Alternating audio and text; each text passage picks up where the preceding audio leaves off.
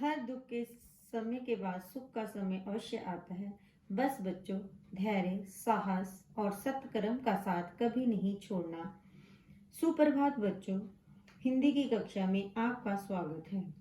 आज मैं आपको पाठ्यक्रम के अनुसार काव्यखंड के अध्याय आदमी नामक नज़म के प्रथम और द्वितीय पद्यांश के संबंधी उसके शब्दार्थ और भाव अर्थ के बारे में जानकारी दूंगी।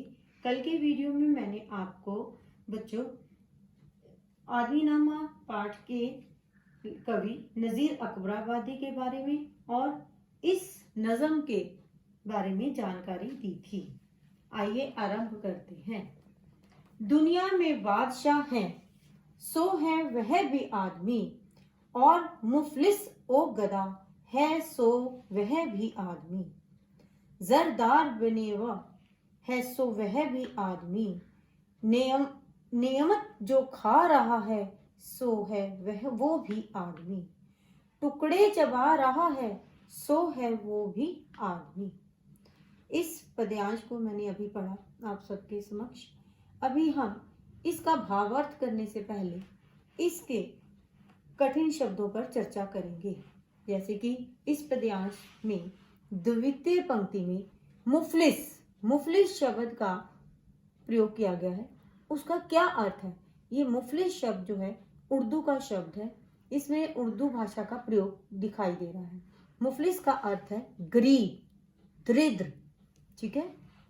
गधा का अर्थ है फकीर, ठीक है। जरदार का अर्थ है धनवान। बेनवा का अर्थ है कमजोर। नेमत का अर्थ है स्वादिष्ट भोजन। टुकड़े चबा रहा है का अर्थ क्या है? सूखी रोटी के टुकड़ों पर गुजारा करना।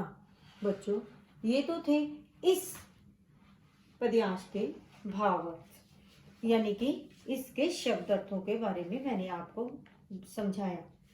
अब मैं इस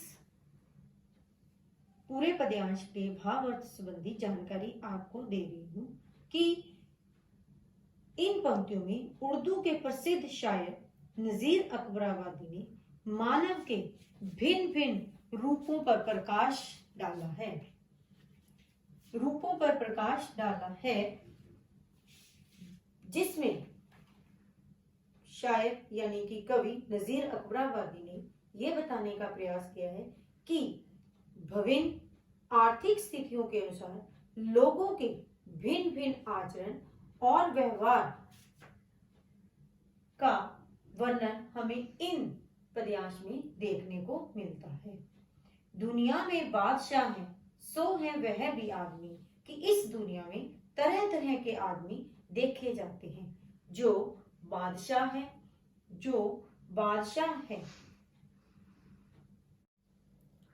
वह भी आदमी है। उसके पास दुनिया भर की दौलत और अधिकार है, और दूसरी ओर जो गरीब भिखारी के समान दीनहीन जीवन व्यतीत करता है, वह भी आदमी है। जरदार बेनवा है, सो वो भी है आदमी। उसके पास यानी कि वह भी जिसके पास बहुत धन दौलत है, वह भी आदमी ही है। और जो कमजोर, धनहीन, शक्तिहीन है, वह भी आदमी ही है। नेमत जो खा रहा है, सो है वो भी आदमी। जो स्वादिष्ट भोजन खा रहा है, वह भी आदमी ही है। टुकड़े चबा रहा है, सो वो भी आदमी है। और जो सूखी रोटियों के टुकड़े चबाकर गुजारा कर रहा है, वह भी आदमी ही है। इस पद्यांश में कवि के कहने का आशय यह है कि आदमी के अनेक रूप होते हैं। कहीं वह धन दौलत, अधिकार, संपन्न बादशाह के रूप में होता है, तो कहीं वह गरीब, धनहीन भिखारी के रूप में दिखाई देता है। कहीं वह धन दौलत, और सशक्त दिखाई देता है तो कहीं आदमी ही कमजोर, धनहीन दिखाई देता है। बच्चों, आदमी ही स्वादिष्ट भोजन बनाता है और कहीं पर दूसरों पर निर्भर व्यक्ति उनके द्वारा दी हुई रोटियों के टुकड़े चबा करके अपने जीवन का निर्वाह करता है। इस पद्यांश में कवि ने बहुत ही अच्छे ढंग से हमें आदमी के अलग अलग रूपों के बारे में जानकारी दी है। कवि ने उर्दू के शब्दों का बहुत ही मर्म स्पर्शी ढंग से प्रयोग किया है। इसमें टुकड़े चबाना मुहावरे का प्रयोग बहुत ही प्रभावशाली ढंग से किया गया है।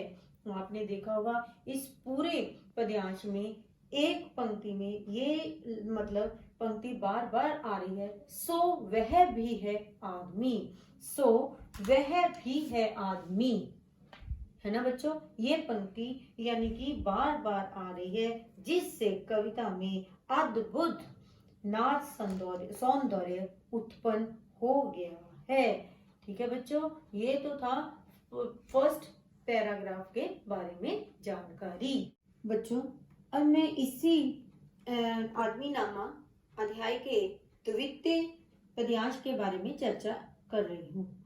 मस्जिद भी आदमी ने बनाई है या मियाँ, बनते हैं आदमी ही इमाम और खुलवाखवां, पढ़ते हैं आदमी ही कुरान और नमाज जां, और आदमी ही उनकी चुराते हैं जूतियां, जो उनको ताड़ता है सो है वो भी आदमी।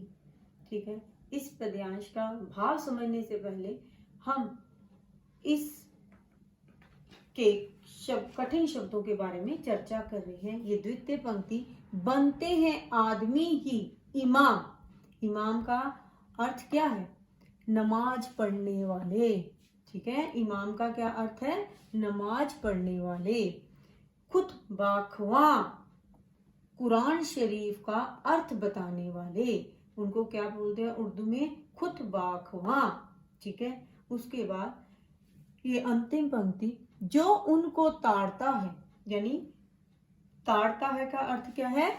भांप लेना। क्या है? भांप लेना। ठीक है, ये तो थे इस पद्यांश के शब्द अर्थ। अब हम इसके भाव को समझते हैं कि इसमें कवि ने मनुष्य के तरह तरह के आचरण व्यवहार पर चर्चा की है। ठीक है, इसमें कवि कहता है कि मनुष्य के भिन्न आचरण व्यवहार इस प्रकार है कि इस दुनिया में मस्जिद बनाने वाला भी आदमी ही है, आदमी ही है, और मस्जिद में बैठकर नमाज पढ़ने वाला और कुरान शरीफ का अर्थ बताने वाला भी आदमी ही होता है। आदमी ही कुतबा खवां से कुरान शरीफ का अर्थ सुनते और मस्जिद में नमाज पढ़ते हैं। जो दुष्ट तथा नीच स्वभाव के व्यक्ति होते हैं, वे मस्जिद में आकर इमामों और नमाजियों की, यानी कि जो मतलब नमाज पढ़ रहे हैं और जो नमाज का अर्थ समझा रहे हैं, कुरान शरीफ के बारे में बता रहे हैं, उन सब की जूतियों को चुरा लेते हैं। यानी कि पढ़ाने वाले, मस्जिद बनाने वाला भी आदमी है और कुरान के अर्थ को बताने वाला भी आदमी है, और यहाँ तक कि उस कुरान में जुतियां चुराने वाले भी आदमी ही हैं।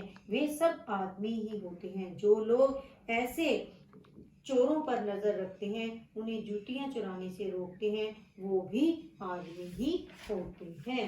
ठीक है बच्चों, यहाँ पर मैंने आपको समझाया, यानी कि इसमें कवि का आशय यह है कि मनुष्य में कुछ भी बनने की प्रवृत्ति उसकी मनोवृत्ति तथा वातावरण पर निर्भर करती है। आदमी ही मस्जिद बनाता है, नमाज पढ़ता है और कुरान शरीफ का अर्थ बताकर और अपने सदाचरण का परिचय देता है, तो आदमी ही उनकी जूतियां चुराकर उनके साथ बुरा व्यवहार करता है, अपने दुराचरण का परिचय देता है। अब इस पद्यांश में हिंदी और उर्दू भाषा का बड़े ही सरल एवं मर्मस्पर्शी ढंग से प्रयोग किया गया है। तुकांत शब्दों के प्रयोग से कविता के नाद सौंदर्य के भाव स्पष्ट दिखाई देते हैं। बच्चों, आदमी के द्वारा किए जाने वाले विभिन्न कार्यों का वर्णन कर कवि ने आदमी को ही उसके आचरण और व्यवहार का आईना दिखाया है। ठीक है बच्चों, आज के लिए इतना ही। इसी से संबंधित मैं आपको असाइनमेंट दूंगी। ठीक है, आप उसे अपनी उत्तर पुस्तिका में हल करने का प्रयास करना। सर्वे भवन्तु सुखिनी, सर्वे सन्तु निर्मया, सर्वे भद्राणि पश्यन्तु, मा कश्चित् दुःख भाग्यवते। सभी सुखी रहो, सभी निरोगी हो, सबका कल्याण हो, किसी को कोई दुख ना हो। घर रहें, सुरक्षित रहें। धन्यवाद।